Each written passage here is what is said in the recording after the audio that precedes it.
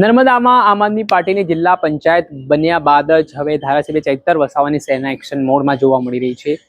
જે ગામમાં પાણીની અવ્યવસ્થા છે ત્યાં પાણી ઉપલબ્ધ કરાવવામાં આવી રહ્યો છે, જ્યાં તકલીફ પડી રહી છે ત્યાં હવે નર્મદા જિલ્લાના પંચાયતના પ્રમુખ પણ હવે મેદાને આવ્યા છે। ને થોડા દિવસ પહેલા જે લાચરસ ગામે વાવાઝોડાના કારણે એક દુર્ઘટના બની હતી, તે દુર્ઘટનાના સંદર્ભમાં જે જિલ્લા પંચાયતના પ્રમુખ છે તે પીડિત પરિવારને મળવા પહોંચ્યા, તાત્કાલિક ધોરણે સહાય ચૂકવવા માંગ કરી। સમગ્ર મામલો છે, વિગતે વાત કરી। વૈષ્ણવજન તો તેને કહીએ જે પીડ પરાઈ જાનાને રે। દર્શક મિત્રો, નવજીવન ન્યૂઝમાં આપનું સ્વાગત છે। હું છું ફૈઝાન। વાત કરીએ તો નર્મદામાં આમ આદમી પાર્ટીની જિલ્લા પંચાયત બન્યા બાદ હવે ચૈતર વસાવાની સેના છે તે એક્શન મોડમાં જોવા મળી રહી છે। જનતાના વિવિધ પ્રશ્નોને લઈને હાલ શરૂઆતના તબક્કે ધ્યાન આપવામાં આવ્યું છે, કામગીરી કરવામાં આવી રહી છે। થોડા દિવસ પહેલાનો આપણે દાખલો જોયો કે ચિગદા તાલુકાના તુમડાવાડી ગામમાં બોરવેલ જે છેલ્લા ઘણા સમયથી લોકો પાણી માટે વલખા મારી રહ્યા હતા તેમના માટે બનાવવામાં આવ્યા।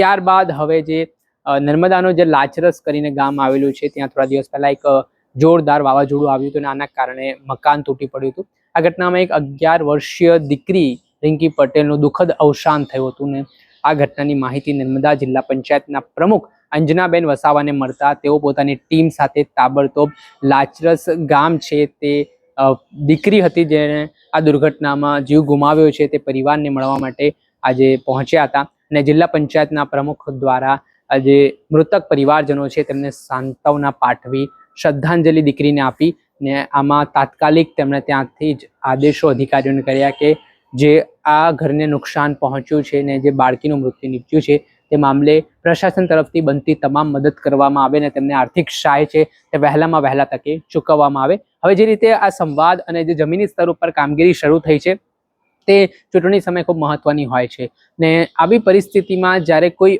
વ્યક્તિ ધારાસભ્ય હોય કે જિલ્લા પંચાયતના પ્રમુખ હોય કે કોઈ અન્ય વ્યક્તિ આ કપરા સમયમાં સાથ સહકાર આપવા માટે આવે તો ચોક્કસથી એ જનનેતા તરીકે એક ભાગ છે તે ભજવતો હોય છે ને આવી રીતે ધારાસભ્ય ચૈતર વસાવાની છબી પણ રહી છે નર્મદા જિલ્લામાં કે તેઓ અલગ અલગ વિસ્તારમાં જ્યાં કંઈ પણ આવી સમસ્યાઓ હોય છે તે પોતે અડીખમ રીતે ઊભા રહેતા હોય છે। ત્યારબાદ હવે તેમના સેનાના લોકો પણ અલગ અલગ ગામોમાં જઈને જે સમસ્યાઓ પડી રહી છે, જ્યાં આવી રીતે દુઃખદ ઘટનાઓ બની રહી છે ત્યાં ખુદ મુલાકાત લઈ રહ્યા છે અને પ્રશાસનને આ મુદ્દે જે બનતી મદદ હોય તે કરવા માટેના આદેશ પણ આપી રહ્યા છે અને લાચરસ ગામમાં જે દુઃખદ ઘટના પીડિત પરિવાર સાથે બની હતી તેમાં તાબડતોબ કામગીરી માટેના આદેશો પણ છોડવામાં આવ્યા છે।